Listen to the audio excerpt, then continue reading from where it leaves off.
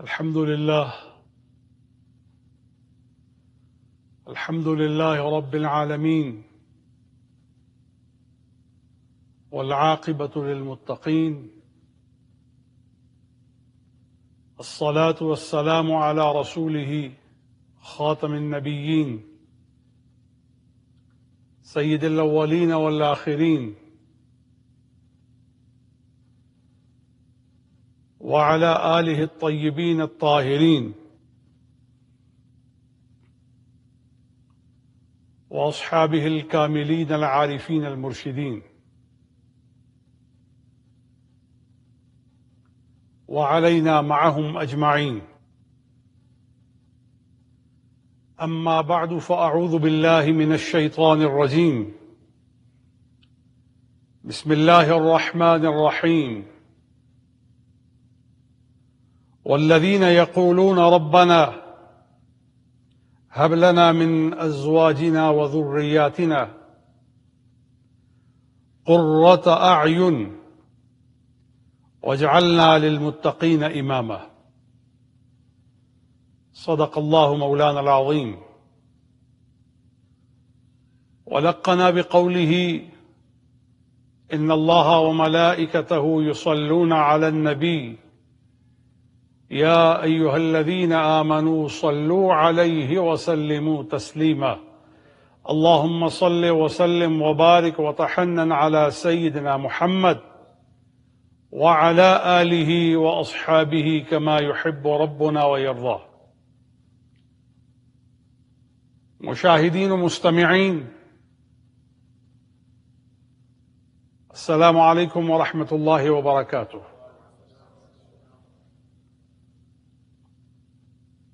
اجتماع جمعۃ المبارک قرآن کریم اور احادیث نبویہ کا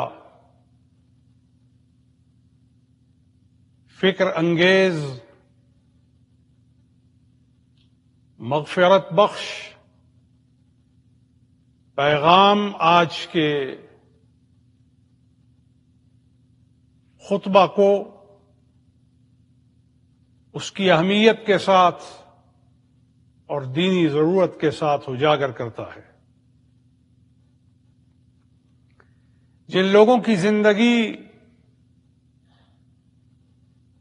قرآن کے ساتھ جڑ جاتی ہے اور وہ اپنے اعمال کو سنت کے قالب میں ڈھالتے ہیں، وہ رب تعالیٰ کے پسندیدہ لوگ بن جاتے ہیں اور شیطان سے دور ہو جاتے ہیں، اور جنت کو ان کی منزل بنا دیا جاتا ہے۔ اور جنت میں بھی ان کے درجات اور ان کے طبقات کے لیے احادیث میں آتا ہے کہ وہ نبیوں کے ساتھ اور رسولوں کے ساتھ ہوں گے، صدیقین کے ساتھ اور شہداء کے ساتھ ہوں گے، اور پھر ان میں کچھ ایسے ہوں گے جو نبی کریم کی معیت میں ہوں گے۔ جس نے جتنی ریاضت کی اور جس نے جتنی محنت کی، وہ آخرت میں اتنا درجہ پائے گا۔ سورہ فرقان کی ایک آیہ کریمہ میں نے آج کی گفتگو کے لیے تلاوت کی ہے، جس میں حق تعالی جل جلالہ وعم نوالہ اہل ایمان کے اوصاف بیان کرتے ہوئے ارشاد فرماتا ہے والذین یقولون ربنا هب لنا من ازواجنا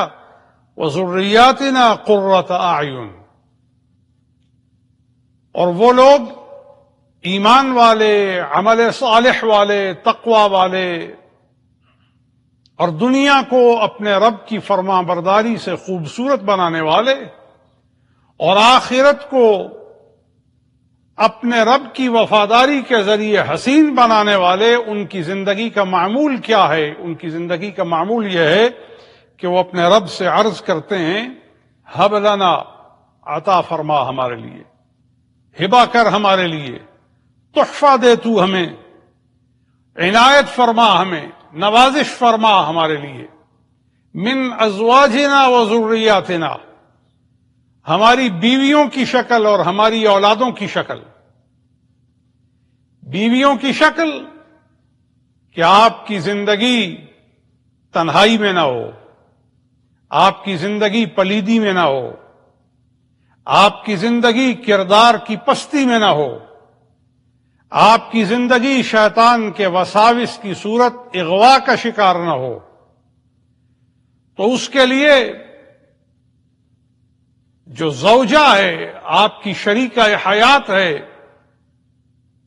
وہ آپ کے نصف ایمان کی حفاظت کا اہتمام نکاح سے آپ کو مہیا کر رہی ہے۔ تو غور فرمائیے، اگر نبی کی سنت پر عمل کرنے سے نصف ایمان محفوظ ہو گیا ہے تو نبی کے گھرانے سے محبت کرنے سے پورا ایمان محفوظ ہو جاتا ہے۔ نسل محمدی کے ساتھ، ذریت محمدی کے ساتھ، خانوادہ طیبہ کے ساتھ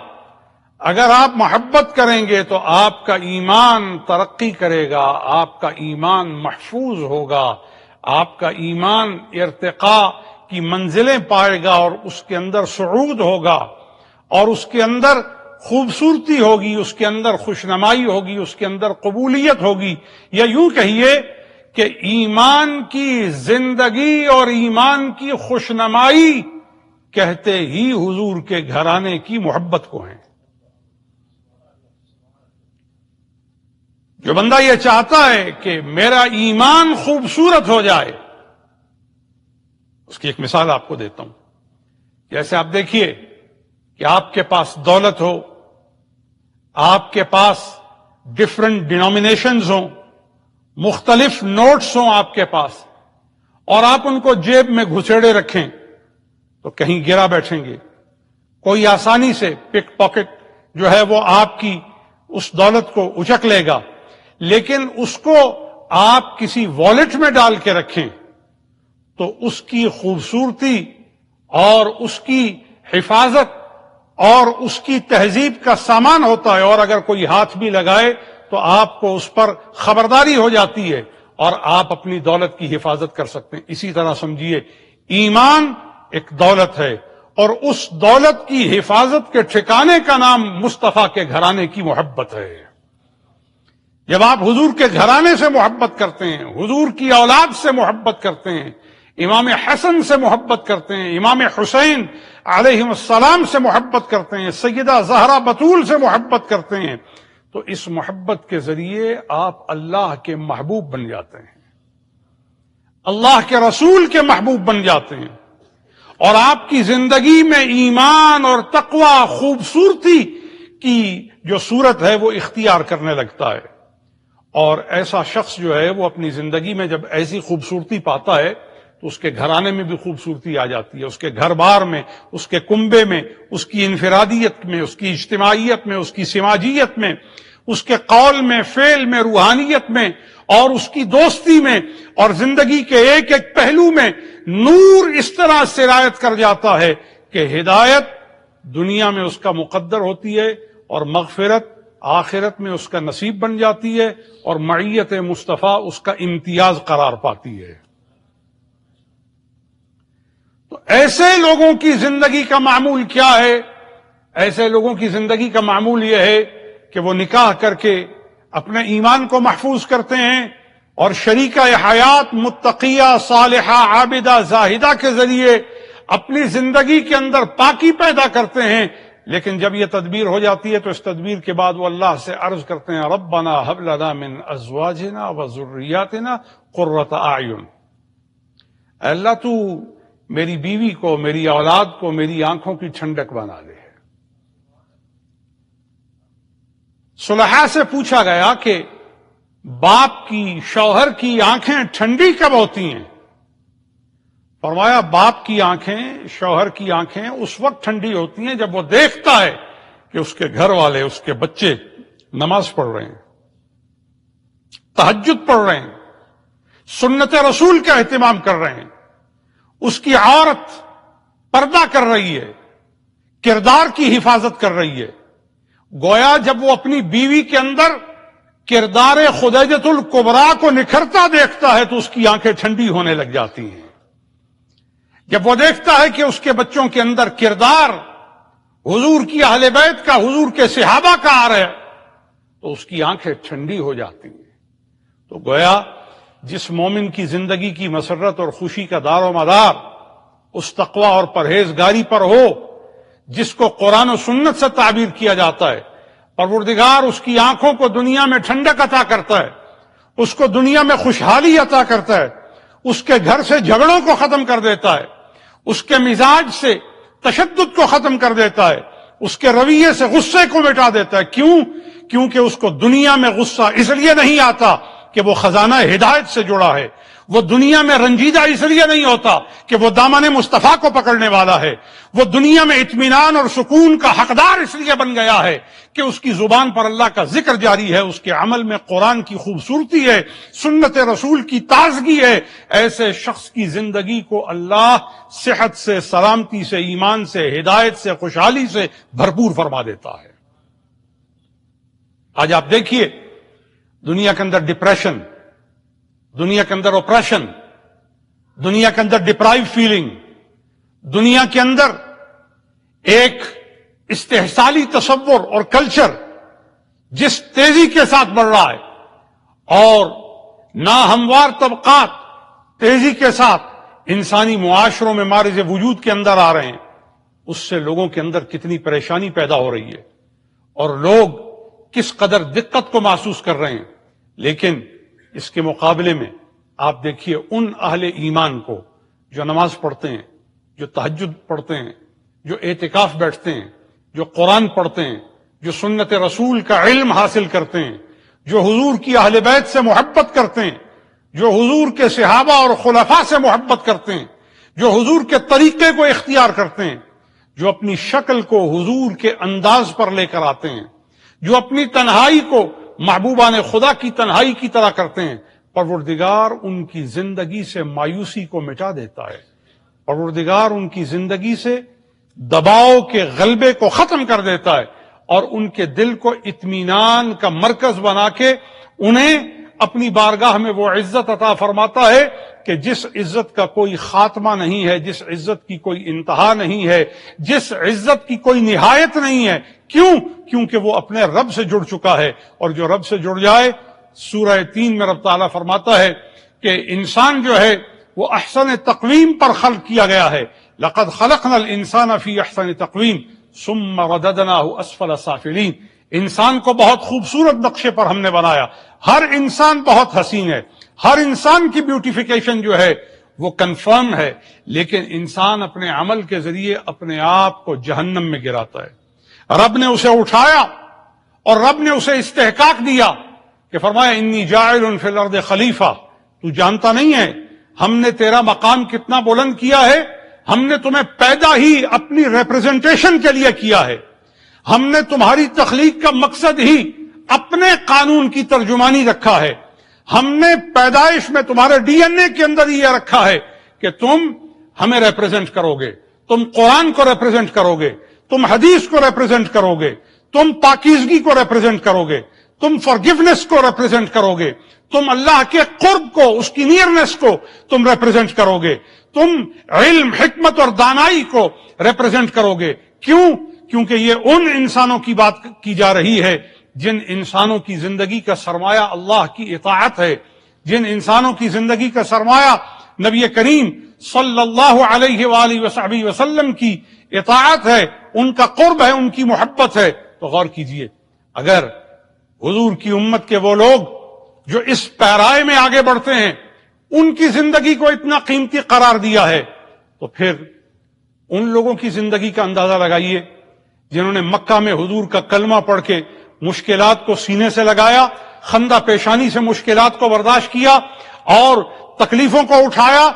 تپتے پتھروں پر لیٹے مگر احد احد کا نعرہ نہ چھوڑا، جنہوں نے تلواروں، نیزوں اور بھالوں کی ضربوں سے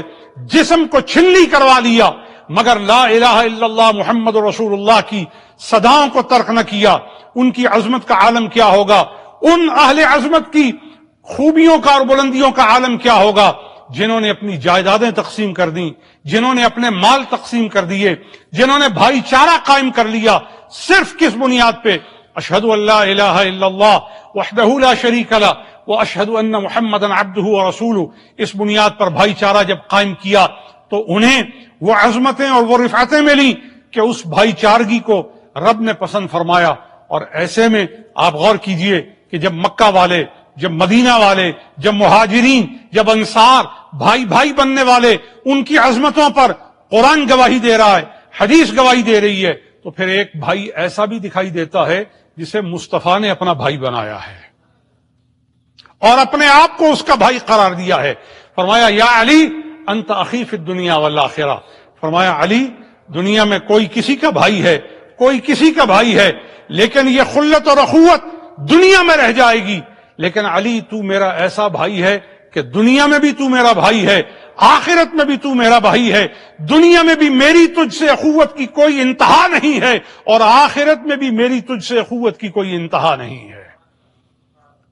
تو غور کیجئے کہ جب اہل ایمان کی عظمت کی کوئی نہایت نہیں ہے، ان کے درجات کی انتہا کسی مقام پر ٹھہرنے کا نام نہیں لیتی، تو اہل ایمان کی عظمت کا یہ عالم ہے، تو خون رسول کی عظمت کا عالم کیا ہوگا، خانوادہ رسالت کی عظمت کا عالم کیا ہوگا، نسل محمدی کی عظمت کا عالم کیا ہوگا۔ بس اس میں یہ بات آپ کے ذہن اور دل کو متوجہ کرنے کے لیے کہتا ہوں کہ باقی لوگوں نے جب فیض پایا تو انہوں نے مصلوں پر قرآن پڑھا، محرابوں میں قرآن پڑھا، ممبروں پر قرآن پڑھا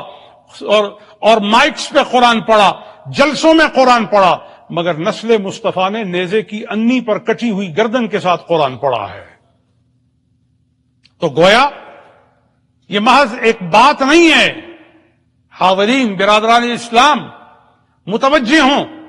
اس کا جسٹ کیا ہے، اس کا میسج کیا ہے کہ زندگی میں آپ کسی بھی ایگزامینیشن سے گزریں، زندگی میں آپ کسی بھی پرپوزیشن میں ہوں، زندگی میں آپ کسی بھی ڈیفیکلٹی میں ہوں، زندگی میں آپ کسی بھی امتحان میں ہوں، زندگی میں آپ کو کچھ بھی قربان کرنے کا موقع ملے تو یاد رکھو آپ اور ہم اس وقت کامیاب ہیں کہ جب ہم سیدنا امام حسین کی طرح اللہ کے دین کے ساتھ جڑے رہنے کا کردار دکھائیں گے، جب ہم اپنے گھروں کے اندر اپنے بچوں کو، اپنی عورتوں کو، اپنے مردوں کو، اپنے بھائیوں کو، اپنے رشتہ داروں کو قرآن کا درس دیں گے۔ دیکھیے آل بیت اطہار کا یہ نمونہ اور حضور کی جماعت کا یہ نمونہ، بدر کا واقعہ ہو، احد کا واقعہ ہو، خندق کا واقعہ ہو، حنین تک جتنے غزوات ہیں ان تمام کو دیکھیے اور جتنے سرایا ہیں ان سب کو دیکھیے، آپ کو یہ بات پورے طریقے سے ثابت ہوتی ہوئی محسوس ہوگی کہ صحابہ کرام نے، آل بیت اطہار نے قرآن کو نہیں چھوڑا، حدیث کو نہیں چھوڑا، مصطفیٰ کے طریقے کو نہیں چھوڑا، بلکہ بدر کے میدان میں سید الاوس نے اور سید الخزرج نے حضور کی خدمت میں کیا کہا تھا؟ یہ پہلا مارکا تھا، اسلام کی عظمت کا اور اسلام کی شوکت کا یہ پہلا مارکا تھا۔ اس میں سید الاوس اور سید الخزرج نے کہا تھا اے اللہ کے رسول، ہم اس وقت تک نہیں لڑیں گے جب تک آپ کے لیے عریش نہ بنا لیں، جب تک آپ کے لیے چھپڑی نہ بنا لیں۔ کیوں؟ کیونکہ ہم سے گوارا نہیں ہوتا کہ سخت دھوپ آپ کے وجود پر پڑے اور گرمی کی شدت آپ کے لیے وجہ ایذا ہو، پہلے ہم چھپڑی بنائیں گے، پہلے آپ کے بیٹھنے کے لیے جگہ بنائیں گے۔ اور وہ جگہ جب بن گئی اس کے بعد عرض کی اب اللہ اور اس کا رسول دیکھے کہ ہم اپنے آپ کو کس طرح قربان کرتے ہیں، ہم اپنے آپ کو کس طرح نثار کرتے ہیں۔ یہی زندگی کا نصب العین ہے۔ آئیے آج یہاں فاطمہ مسجد میں، خوبصورت مسجد میں، جو دین کی تعلیمات کا ایک ایسا مرکز ہے کہ جہاں سے آپ کو قرآن کا نور مل رہا ہے، جہاں سے آپ کو حدیث کا نور مل رہا ہے اور آپ کو دامن اہل بیت سے جوڑا جاتا ہے، دامن مصطفیٰ سے جوڑا جاتا ہے، حضور کے گھرانے کی محبت کا فیضان اور کشتہ بنا کر کے آپ کو صراط مستقیم پہ گامزن کیا جاتا ہے۔ آپ اس مسجد میں آ کر نماز پڑھتے ہوئے مسجد کی تعمیر کو دیکھ کر آپ اپنی آنکھوں کو ٹھنڈا کرتے ہیں کہ جو آپ احباب نے کنٹریبیوٹ کیا کتنے اچھے طریقے کے ساتھ اللہ کے گھر کی تعمیر پر وہ لگایا گیا۔ پھر بھی میں آپ کو یہ کہتا ہوں کہ آپ اپنے کنٹریبیوشن کو اور آپ اپنے ایثار کو مسجدوں کے ساتھ، علماء کے ساتھ، صلحاء کے ساتھ یقینی رکھیے تاکہ دین کا کام آگے بڑھتا رہے، خیر و تقوی کا کام چلتا رہے۔ آذانوں کی بلندی سے ہم اللہ کی عبادت پر متوجہ ہوتے رہیں، شیطان سے اپنا رشتہ توڑتے رہیں اور رب سے اپنے رشتے کو دم بدم قدم بقدم مضبوط کرتے رہیں۔ یہی ترقی ہے، یہی کامیابی ہے، یہی چراغ جلیں گے تو روشنی ہوگی، اور یہی خوشبو ہے جو چمن کی نکھت پر متوجہ کرتی رہے گی اور پھولوں کی رعنائی سے نظروں کو دعوت نظارہ دیتی رہے گی۔ آئیے اس پر متوجہ رہیں، گھروں میں قرآن پڑھیں، نماز کی عادت رکھیں، اور اہل اللہ اور علماء ربانی کی مجالس کا اہتمام کیجیے۔ پروردگار عالم اس مسجد کی انتظامیہ کو اور شاہ صاحب کو جو انہوں نے خوبصورت انتظام کیا، اور مسجد کی مینجمنٹ جس نے اس پورے سیٹ اپ کو جس خوبصورتی کے ساتھ قائم کیا، پروردگار انہیں اجر عظیم عطا فرمائے اور برکتوں سے مالا مال کرے۔ میں ایک دفعہ پھر مسجد مینجمنٹ کا اور شاہ صاحب کا شکریہ ادا کرتا ہوں کہ انہوں نے مجھے خلیفہ عبدالحمید قادری محمودی سلمہ الباری کے ذریعے سے دعوت دے کر آج کے خطبہ جمعہ کا موقع دیا اور قرآن و سنت کا پیغام آپ کے سامنے رکھنے کی صورت کی۔ پروردگار ہم سب کا بیٹھنا سننا قبول فرمائے اور توفیق خیر میں ہمارے حصے کا اضافہ فرمائے۔ وما توفیقی الا باللہ علیہ توکلت و الیہ